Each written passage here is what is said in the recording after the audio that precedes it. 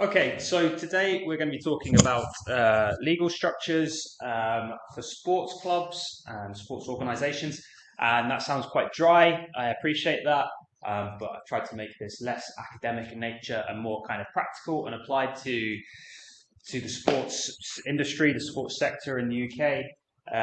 So when you do go on and graduate next year, you'll have kind of an awareness of the different kind of structures that are out there for clubs. So our learning outcomes, we're going to try and understand the difference between what an unincorporated association is and what an incorporated entity is. Okay, we're going to look at what the various legal structures are, which are open to sports clubs in the UK, both at a kind of amateur grassroots level, but also at a professional level, and the advantages and disadvantages of each of these. And we're going to understand what charitable status means and community amateur sports club status means, because you might go on to work in sports clubs after you've graduated, and these types of things, this type of knowledge might be quite helpful. So these will work towards the first learning outcome for the module, which is to have a kind of critical understanding of the institutional and economic environment which sports organisations operate in. Any questions so far? Everyone happy with that? Okay, good. All right, I'll take that as a yes. So why does this matter? Why do legal structures matter? Why is this kind of something that we're talking about? Well, this is all tied to governance in a way. So level of protection for those involved in the club. If your club operates as a particular type of legal entity, and that will become clear what that means later on, then it will potentially offer protection to you. If you get involved in a sports club, you might be liable potentially for something that happens or goes wrong within the club. But if you join a club that's incorporated, there might be limited liability there. The type of legal structure you adopt also operates the governance of the organisation, so the type of accountability you have to make, the certain kind of rules, procedures, policies that you need to implement. There's also tax implications here as well, and there's also an external perception, and I think some of this will become clear as we go through. But as we put here, often overlooked is the way in which a club is kind of set up legally and the impact that this may have on the financial and legal position of the club. So we'll start with unincorporated associations. What we're talking about here are the vast majority of community sports clubs in the UK. Okay, so your local community sports clubs, if you play for a sports team of some sort, the chances are it will be an unincorporated association. Well, what does that mean? What that means is it doesn't actually technically have a legal personality, right? There's no legal personality that you can engage in a contract with. Okay, so when those unincorporated associations go about their business, it's essentially the committee of those organizations that are conducting the business of the club. Okay, so they are the ones that are technically entering into those arrangements. If an unincorporated sports club employs a member of staff, for example, it's technically the committee and the members that are employing that member of staff, not the club per se. Is that kind of clear? Does that make sense? Yeah? And this is a really flexible and simple administration. When you set a club up, you might just have a kind of a loose constitution or kind of set of rules or something, and that's absolutely fine. Really flexible, set up and completely really for the members. You can kind of change the rules as and when you like. Okay, very simple administration. You don't need to report to anyone. You might have some work or some dealings with your sports governing body, but beyond that, there's no kind of compliance involved. No legal requirements that apply to the incorporated entities that we're going to talk to in a second. So unincorporated association, vast majority of sports clubs, very simple, very flexible, but no legal personality. And then if we think about the disadvantages of this then that what happens is you have the board members of these entities that are kind of personally liable. As there's no legal personality of these organizations, it's the committee and potentially the members that are personally liable. So if they undertake a kind of a huge building work and they can't afford the rest of the fee, it might be the committee that are potentially going to be liable for the rest of the sum involved. Okay, doesn't offer absolute protection. So even if your club has insurance, you might be potentially liable. So there's a kind of real risk here for unincorporated associations, particularly those that are kind of ambitious, that perhaps want to employ a member of staff, that perhaps want to develop a facility, engage in some construction work, that there's a risk that needs to be kind of identified here. There's all sorts of number of examples of sports clubs that have been chased for money over the years. I've got a couple I'll show you on the next slide. And the association, as you say, cannot contract with suppliers in its own right. So that club cannot engage those contractors. It has to be the committee or the members, whoever kind of signed off in it, essentially. Equally, if they do develop a sports facility, that isn't really in the name of the sports club. The sports club doesn't technically exist in a legal sense, okay? So it's in the names of the individuals. So it exposes the individuals to personal liability, but it can be an issue for the association as well. So a couple of examples here of things that have happened over the years, different sports clubs that have been in trouble. One found a fundraiser, there's fireworks. The committee have been liable rather than the club.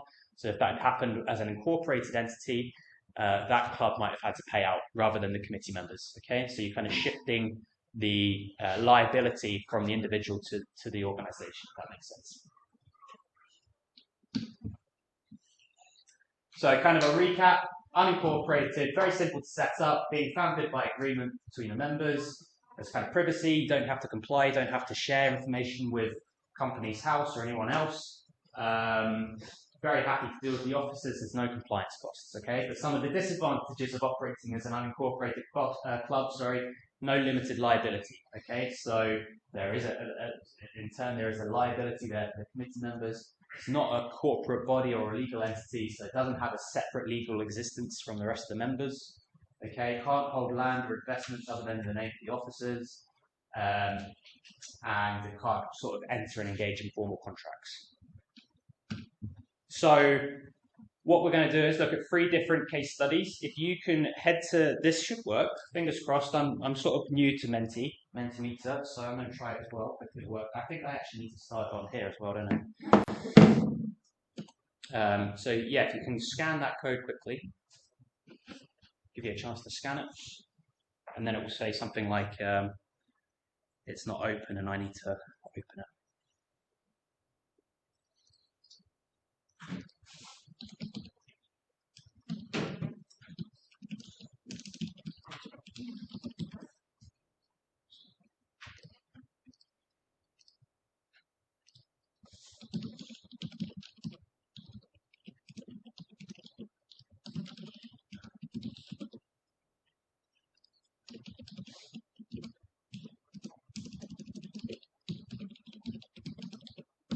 What does it say when you open it?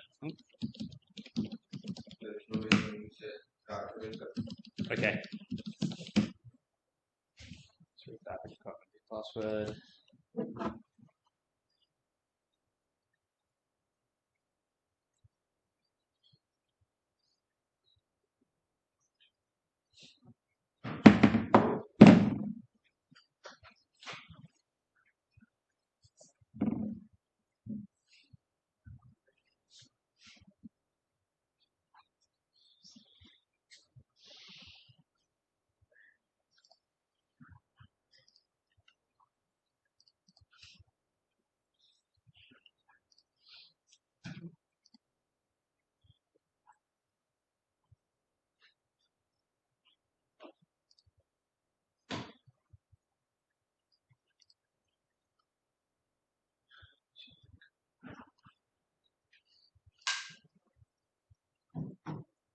Okay, so I think if I share this, does it then work? Or if you use that code up there? Okay, so a bit of a quiz. Or if you go to menti.com and use the code on screen.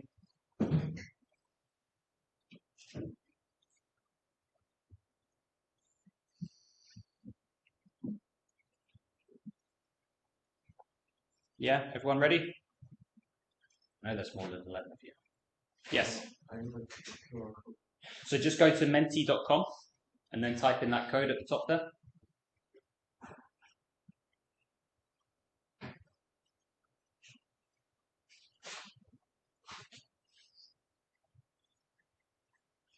Okay. Everyone ready? So we've been talking about our incorporated clubs. If you answer these questions quicker, you get more points. So the club seeks to develop its own facility by undertaking a community asset transfer. Should they incorporate or should they stay unincorporated?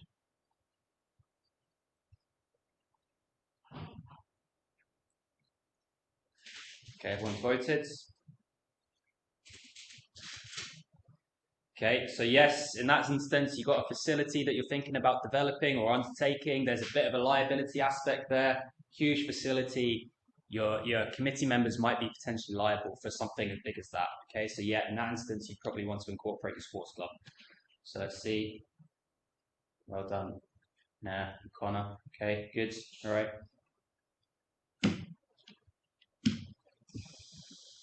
Oops. Question 2. Your club is a small club and it just provides services mainly to its members. Would you want to incorporate or stay unincorporated?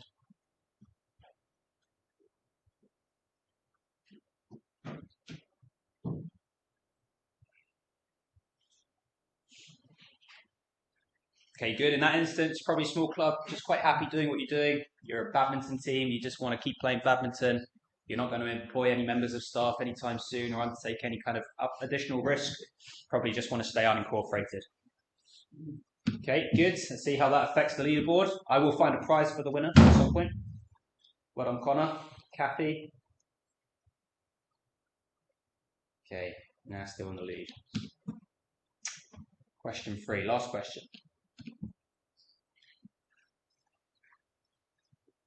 Your club is seeking to employ a member of staff. Would you need to incorporate or stay unincorporated? I actually like those 5 questions now I think about it.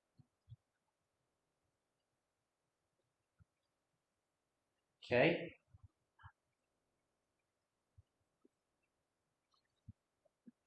Yes, in that instance, if you're engaging a member of staff, you're probably doing so.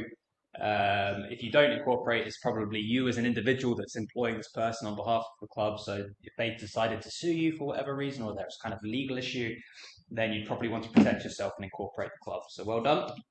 See how that affects the scores. Love and Beyonce making a late charge there.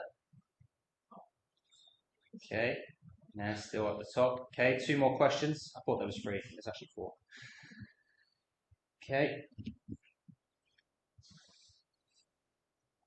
Your club strongly values the simple setup, flexibility, and little administration it currently has. Would you want to stay unincorporated or would you want to incorporate your club?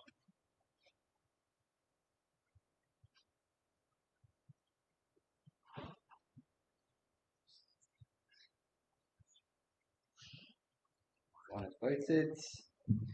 Yes, good. Okay, your club doesn't need to incorporate in that instance. You've got simple compliance. You don't need to report into anyone. You're just operating as your kind of community sports club. No kind of plans beyond that at the moment. How does that change the leaderboard? Connor, well done, Connor. Taking a slight lead there. Oh, no, you haven't. Sorry, apologies, got ahead of myself. Last question. To win it all. Your club is thinking about applying for a loan. Would you want to incorporate or would you stay unincorporated?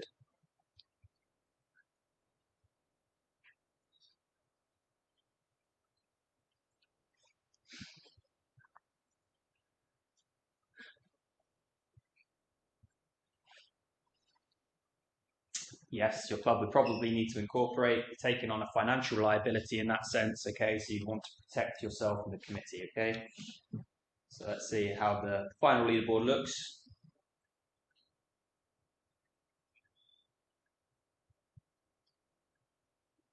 No change at the top. Well done. Who's there? Well done. Congratulations. I'll find a prize for you at some point. Got an early lead and held on to it. I like that. So did you like that actually as a way of trying? So I've done that for the first time. What do you think? Spent ages doing that. Worth it? Okay, cool. Good, because there's another 2 in the rest of the presentation. But does that kind of now make sense as to what we mean by unincorporated and incorporated? Are people aware of what the difference is between the 2? Yes, hopefully. Makes sense? Yeah? Great. So, if you decide you're perhaps that club that's thinking about taking on the loan, you're thinking about employing a member of staff, you're thinking about community asset transfer or developing a facility of some sort, you're now thinking about, okay, which legal structure are we actually going to incorporate as? So it's not just a matter of being unincorporated and incorporated, it's the legal structure that you choose to adopt, okay? So we've discussed this over here on the left, the unincorporated sports club, okay? Now we're talking about these on the right. So what are the options here in terms of the legal structures? So you've got under the company bracket, we've got CLG, that's a company limited by guarantee. we've got a company limited by shares, and we've got a community interest company. You might have heard of some of these terms before. We're going to discuss what they each mean.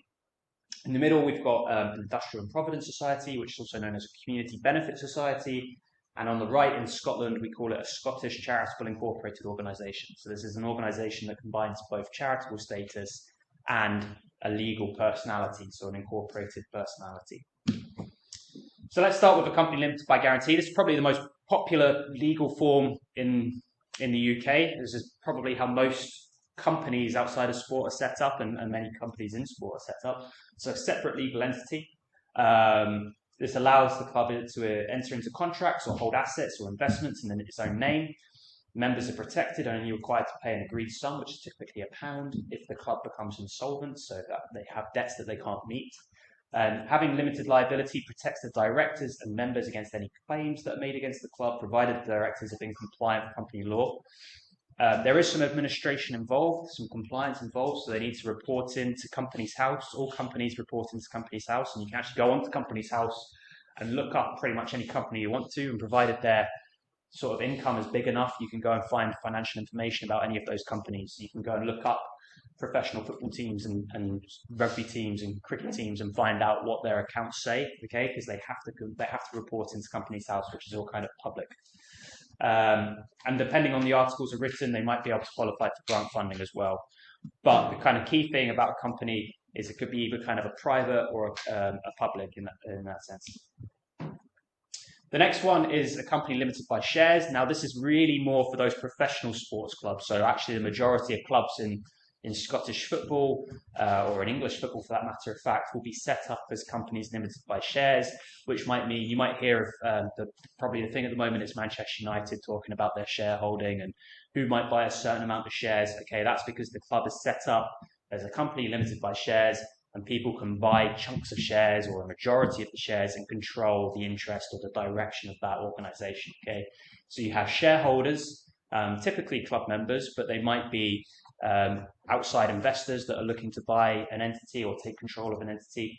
Each shareholder's liability is limited to the amount they paid for their shares, so there's not limited liability in this sense, in the sense of it being £1, but to what they've paid for their shares. And if a club is set up in this way and made lots of money, this could be paid out to shareholders, which is why it's kind of quite a useful tool for people that are looking to invest in sport, to invest into a company limited by shares, because they can receive a dividend at the end. So again, if we use Manchester United, for example, they paid out dividends of over £20 million to their shareholders. Okay, so that's how you can profit from sport, which is a largely unprofitable business. Funny thing about Manchester United is they didn't actually make a profit themselves. They still paid themselves a dividend. So other structures, so we've spoken about companies limited by guarantee and companies limited by shares, but we know that sport is more than a company. We're all kind of familiar with the concept of a company. It's kind of corporate, it's quite formal, businessy setup structure, right? And that works for lots of businesses, but we know sport has a kind of a social value, a community value, and something that kind of goes beyond it just being a legal structure, if that makes sense. So if your club is set up and you want to be recognised as being something more than just a company, there are different options out there for you. So how does it distinguish itself from any other type of company like Greggs or Starbucks or someone? Okay, so your club's aims are very likely to be different from those of a business. They're not necessarily about making a profit. They're about bringing people together. They're about encouraging physical activity. They're about social interaction, about tackling social isolation, for example.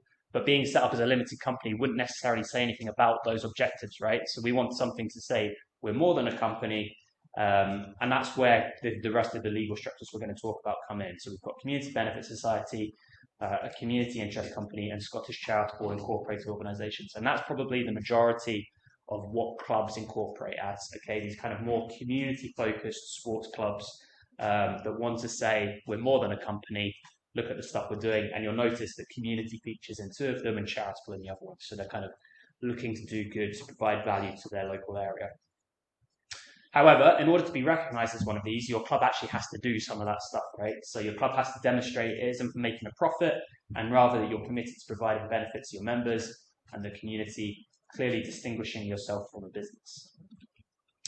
So let's start with a community interest company. Still a company, so still like our company limited by guarantee and our company limited by shares, but as the name suggests, we're more interested in a community, and that could be a geographical community like Sterling, or it could be a community of interest, okay? So people that happen to like fencing, and it doesn't necessarily need to be tied to be a geographical area, okay? So to become a community interest company, the company needs to apply and demonstrate their community benefit. They need to apply to the regulator, the KIC regulator, the community interest company regulator. They also have limited liability. They need to meet certain requirements which set out how assets can be used. So they can't decide to just share all of their profits at the end of the year, okay, to their members. It has to be transferred to another community interest company or another like-minded body. It provides a kind of a very clear limited company structure, but is seen as being more than a company, as we've spoken about. So it has a kind of seen as social enterprise, okay? And you'll probably know lots of different companies that are actually set up as community interest companies. There's actually a couple of clubs in Scotland in the SPFL that are set up as community interest companies. And that's because they want to say, we're more than a professional football club. Look at the work we're doing within our local communities. Look at the kind of work we're doing within our supporter base as well. Okay. The next one is a community benefit society, and this is what was called an industrial and provident society. It's quite an old school cooperative. Okay, so it's straightforward to set up. They provide a kind of a separate legal identity for the club, and they offer protection to members. But in order to become a community benefit society, your club needs to demonstrate it's not just focused on private gain, but is providing a service for its members or community. It operates as a cooperative. So when we say a cooperative, I mean just like the co-op where you might go and get your shopping in Bridge of Allen. Okay, so thinking here about if you become a member of the co-op, you get dividends at the end of the year because you're all becoming a member. But no one owns a great chunk of shares. Everyone operates as a one member, one vote basis. Okay, does that make sense? No one can technically go and buy it. It's owned by the people that sign up to become a member of it. And that's how a cooperative football club or a cooperative rugby or cricket club would operate. So you become a member of that club, you would own one share in it, and it doesn't matter if you give £50,000 or £10,000 or £5, you still only have one vote. Okay, so that stops people from being able to control the direction of the organisation, perhaps change it and the kind of the nature of the organisation. They're set up and regulated by something called the Financial Conduct Authority. They also operate by something called the 7 cooperative principles, which are about cause for community, transparency, sustainability. It's quite an interesting sort of legal structure. And the last one I want to talk about is the Scottish Charitable Incorporated Organisation. Obviously, if you go south of the border, these still exist, but they're just called Charitable Incorporated Organisations. So the Scottish Charitable Organisation often gets abbreviated to a SPSU9SG, and they offer the benefit of both being incorporated, as we mentioned. So you incorporate, you get that legal structure, you get that legal personality, but you also have charitable status, which is something that wasn't previously available. It's only been around for the last sort of 13, 14 years, okay? So it's quite a simple mechanism for a charity to trade. But if you wanted to set something up, if you operated a bar, for example, it couldn't form part of your organisation. You have to set up a separate entity because that, unfortunately, drinking is not considered a charitable activity. So they're regulated by one body, which is OSCR, therefore simpler to administer than clubs that are set up as a company that have also got charitable status. And they need to have kind of exclusively charitable objectives, as I say. In order to do it, they need to pass what is known as the charity test. And it's the set of requirements in order to become a charity and enter into the register. The charity test is in 2 parts. It has to show that it's only got charitable purposes, and then it provides public benefit in achieving those purposes.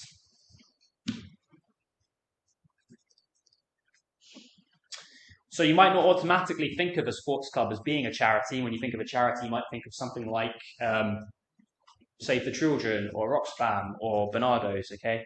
But sports clubs are charitable in lots of ways in that they are set up to encourage public participation in sport. They're trying to get members of the public involved in what they're doing. They're trying to get people more physically active and healthy. So in the vast majority of cases, clubs could be charities if they just simply applied for the status and updated their constitution, essentially. Obviously, this doesn't work for kind of elite professional sports because as soon as you start paying players, that's not really a charitable activity as such. But you can have charitable amateur sports clubs, if that makes sense. And the advantages of charitable status is quite an interesting one for those of you that will go and work in sport after this. There's tax advantages essentially to becoming a charity. So you get tax relief, you can get gift aid. You've probably heard of gift aid. If you donate to a charity, you can gift aid that donation. They'll get more money from it. There's rates reliefs. There's public perception as well. So the public might view your charity quite differently, or your club quite differently if it's set up as a charity. Opens up lots of opportunities for grants as well. And there's other benefits such as easy fundraising, Google grants, etc. Some drawbacks or disadvantages of charitable status, there's more administration. So you can imagine with all those benefits that you receive, you need to be very transparent. You need to comply with charity law. You need to update OSCR on what you're doing as an organization. The disadvantage of that SPSU model is if you lose your charitable status for doing something that isn't charitable or getting deregistered, you also lose your legal structure as well, that legal entity that we spoke about, that incorporated status. And some people might find that charitable status can constrain an entity's activities if they're not consistent with its charitable purposes. Okay, so we're going to do another quiz. I'm going to test your knowledge on those legal structures that we've spoken about. So I think actually, rather than scan that code, I can just get the code.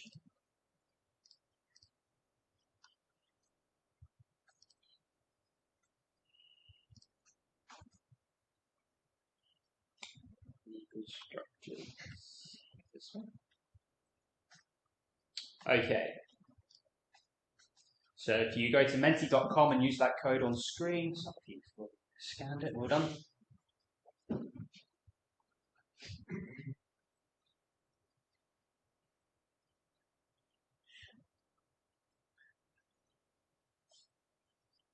Does it choose the logo for you automatically, or do you choose it? Chooses it for you.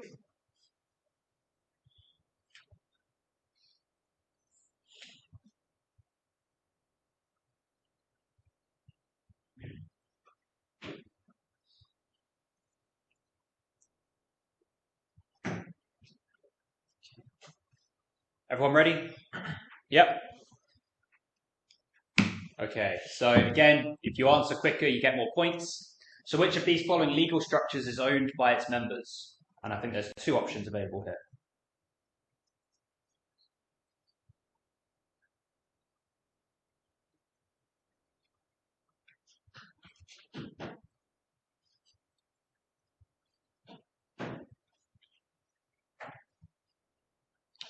So it was the company limited by guarantee and community benefit society. So the cooperative, remember I said you're a member of the co-op, you won't technically own it. Same as a company limited by guarantee. Okay.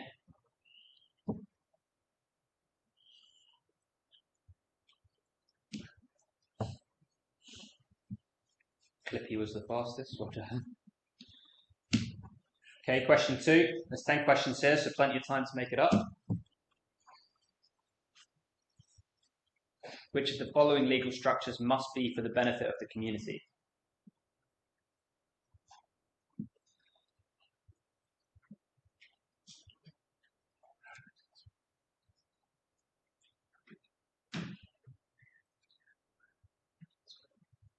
Yes, it's the Community Benefit Society. Well done.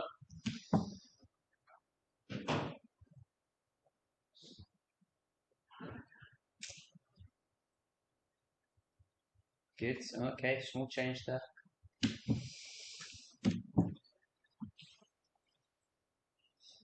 Which of the following legal structures has no separate legal entity?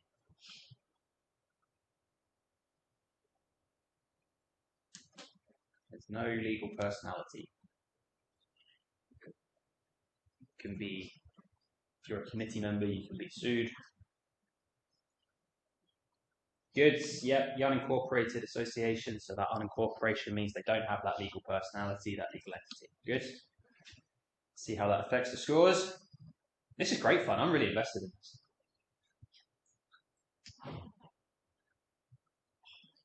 Who's Clippy? Just out of interest. Yeah. Okay. No. Who's Jude? Jude. Okay.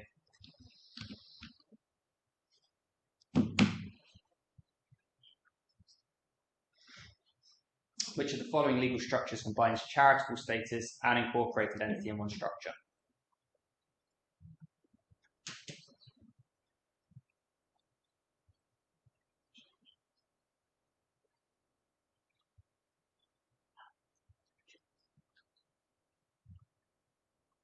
Yeah, it's the SCIO, the Scottish Charitable Incorporated Organisation.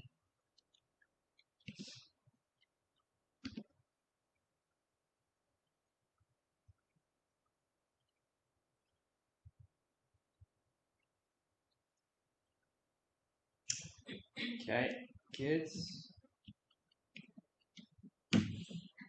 Question 5. Which of the following legal structures can be public or private? By that means the shareholders, but it could also be public.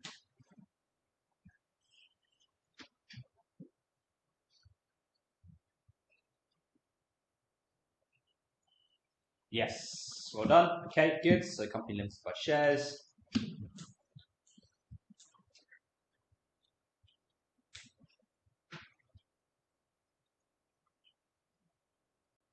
Okay. Halfway through, question 6. Which of the following legal structures has no formal legal requirements? They don't need to report to anyone.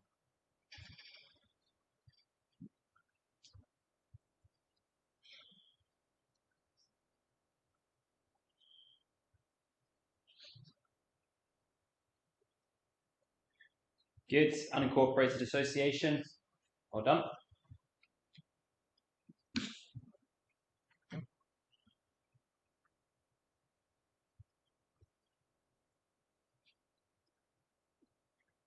Okay, a little bit of change there in the top 5. All right. Good. Question 7. Which of the following legal structures operates on a one-member, one-vote system?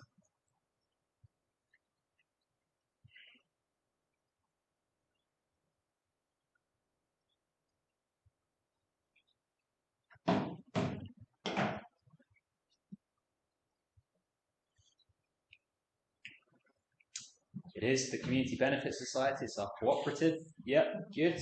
Okay.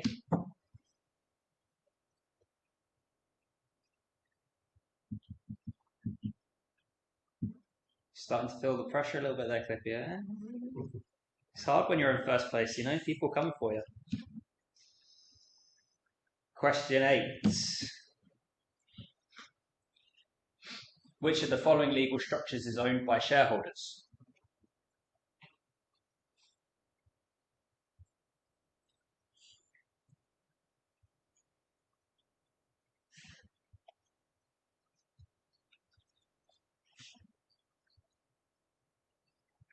It is the shares. Yeah, company limited by shares. Well done. Those who got that.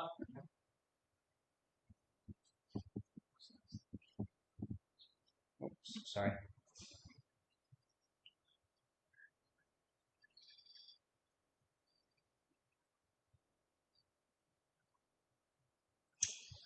Okay, put a little bit of distance there between yourself and second place, let's see. Yeah. 2 more questions. Which of the following legal structures has limited liability, often to £1?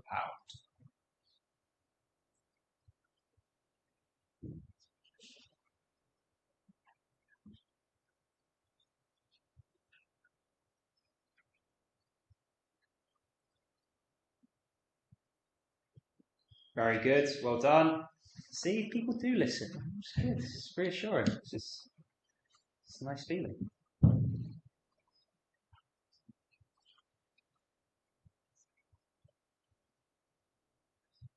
Okay, so it comes down to the last question. Question 10. Which of the following legal structures sees individuals have unlimited liability? And you can have multiple. Oh, sorry, no, you can't have multiple.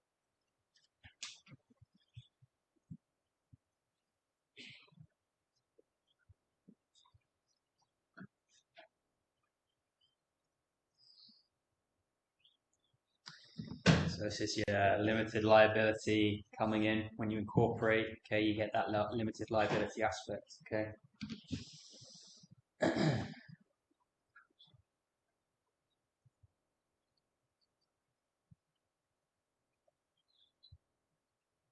Well done, Cliffy. The two of you, little dream team there.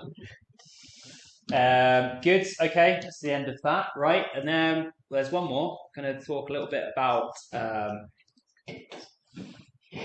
more kind of community amateur sports club status, charitable status, and what's this actually mean in practice. This is just, we won't go through this today, it might be too small for you to see, but this is a kind of comparison of those main legal structures we've looked at. It gives you the opportunity to kind of compare and contrast what you can and can't do with some of these legal entities and some of these legal structures, okay? So if you ever do go and work for a club after this or a sports governing body, this is the type of thing that might be quite useful to know. So one thing we're going to mention is community amateur sports clubs. This isn't actually a legal structure as such, so there's no limited liability that comes with this. You can be an unincorporated sports club and have community amateur sports club status. It gets abbreviated to CASC, which is obviously easier to say. But it's an acknowledgement from the government that your club is kind of a sports club that operates for the benefit of the community. It's perhaps not a charitable organisation, but it's set up to try and encourage public participation in the sport, okay? So there are tax advantages to becoming a community amateur sports club, facilitating public participation in sporting activities. A number of things that you need to do to get CAS status. You need to be a recognised sport. What does that mean? It needs to be kind of sports governing body and have regulation of some sort. Its core purpose needs to be promoting amateur sport. It needs to be open to all sections of the community. And that means as well, like your subscription costs, so making sure your subscription costs are affordable for individuals. It's got to be non-profit making, so no one sort of owns it and takes any dividends out at the end of the year. It's about reinvesting that back into your activities. There are restrictions on what happens to your assets if the club is wound up, so it gets transferred to another club or to the sports governing body rather than being divided amongst the members. Those running the club must be fit and proper people, which I think is quite interesting. You can go and look up what fit and proper people means in this sense. And 50% of your membership must be participating at least 12 times a year. So this is to avoid having kind of a large social club membership. So people that are actually actively participating in the sport and set up to run.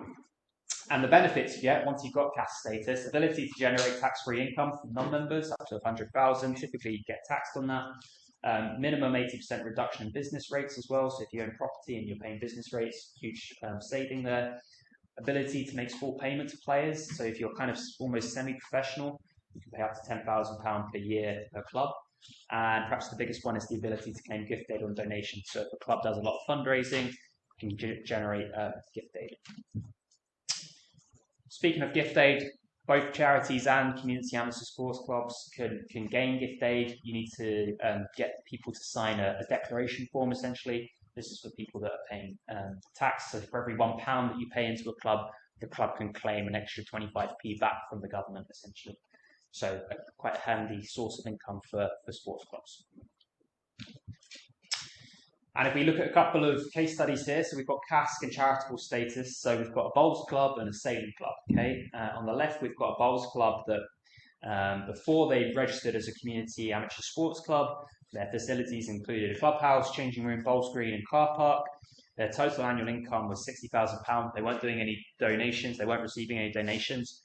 And you can see before they became a community amateur sports club, their annual rates cost was £6,495.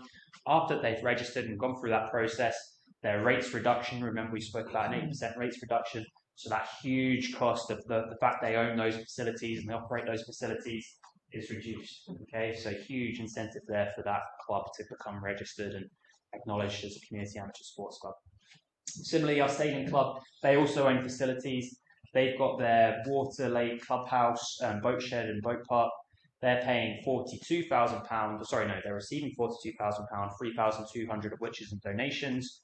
Before they were a community amateur sports club, annual rates cost £4,000. Once they become registered, they can claim £3,200 of that gift aid. So you can see 25% of £3,200 is £800, I think, hopefully. And annual rates cost is reduced by 80%. Is that clear? Yeah? So, another quiz testing you about gift aid. What can you claim? What can't you claim? One thing I should have mentioned, which I don't think I included, as a community amateur sports club, you can claim gift aid on donations. As a charity, you can claim gift aid on membership fees and donations. So a bit of a key difference to make there.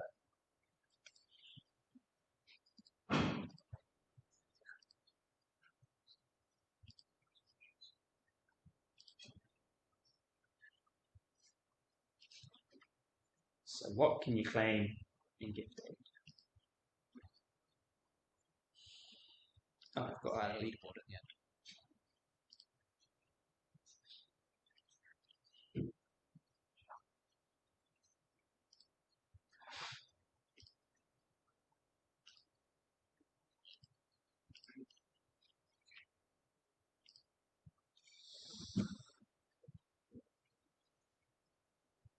So if you head to, I don't know, maybe I need to include something at the start there as well. This one obviously needs some work, but if you go to thementi.com and add in the code, hopefully people can join. You let me know if you can join from that first question.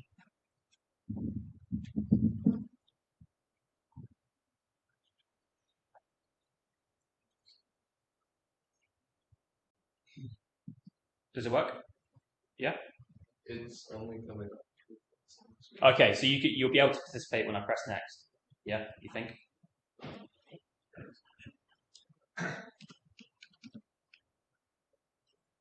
Okay. Maybe need to rejig that. Okay, good. Right, question one. So you, I don't know if you actually saw that example, did you? What can be claimed as gift aid? So you actually need to see the example. So you've got a volunteer at a cycling club, makes a 40-mile trip to do some trials, which costs £20 of petrol. Okay, they say the club can keep the expenses as a donation. So the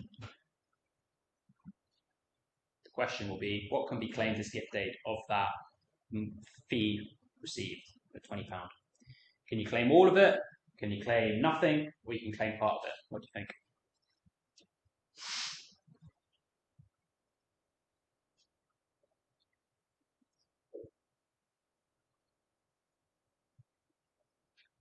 You can actually claim all of it because they've given it back to the club voluntarily. Okay, so it's actually a donation back to the club. They've received it as an expense. They've said, actually, thanks for that. They've taken it physically. They've given it back to the club. That's now a donation to a club. They can claim all of that as gift aid.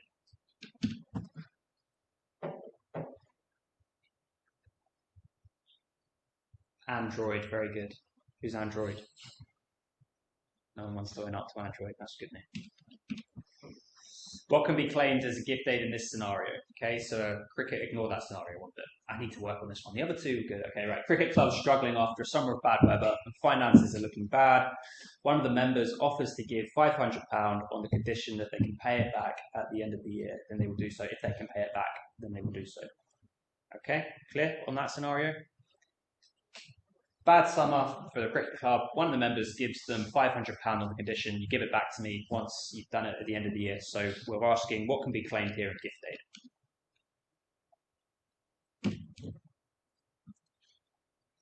Will they be able to claim all of it, none of it, or part of it?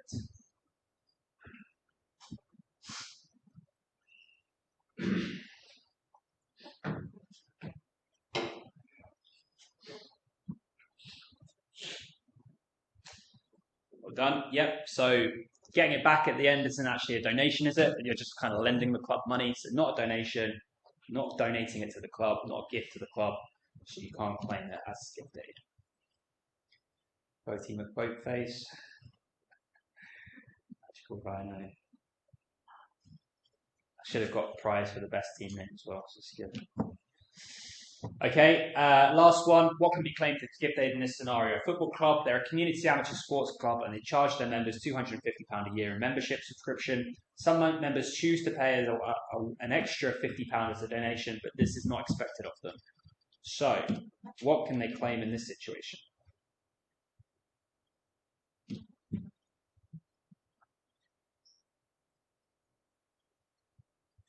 Would they be able to claim all of it, part of it, or none of it?